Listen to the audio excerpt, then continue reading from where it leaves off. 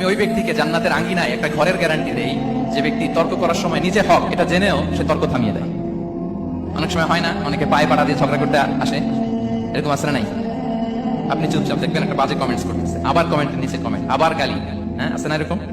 বিষ্ণু বলেন নিজে হক এটা জানার পরেও আর যাতে তর্ক না বাড়ে, যে তর্ক থামিয়ে দেয় জান্নাতের আঙ্গিনায় তাকে আমি একটা ঘরের গ্যারান্টি দেই। ওবিবাইতিন ফি ওয়াসাতিল জান্নাতি লিমান তারাকাল কাযিবা ওয়া ইন কানা মাযিহান। আর ওই ব্যক্তিকে আমি জান্নাতের মাঝখানে একটা ঘরের গ্যারান্টি দেই যে ব্যক্তি কৌতুক করার সময়ও মিথ্যা পরিহার করে।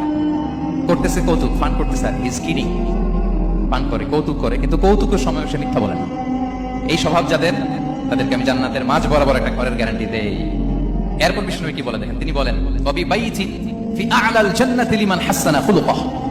আর জান্নাতের একেবারে হাইস্ট পিক অফ প্যারাডাইস, জান্নাতের সর্বোচ্চ স্তরে আমি একটা ঘর বা একটা বাসভবনের গ্যারান্টি ওই ব্যক্তিকে দেই যে তার আচরণটা সুন্দর করেছে, যে সুন্দর আচরণের অধিকারী হয়েছে, তাকে জান্নাতের হাইস্ট পিকে আমি একটা বাসভবনের গ্যারান্টি দেই।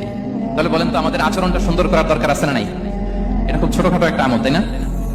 কথা বলেন দক্ষিণ কোরিয়া প্রবাসী ভাইরা, আওয়াজ করে বলেন এটা কি ছোট আমল? দেখলে সালাম দিব, সুন্দরভাবে কথা বলবো, ভালো উইশ করব, হ্যাঁ, হিংসা জিঘাংসা অহংকার থেকে মুক্ত থাকবো, খিটখিটে মেজাজের হব না, অলওয়েজ স্মাইলিং ফেস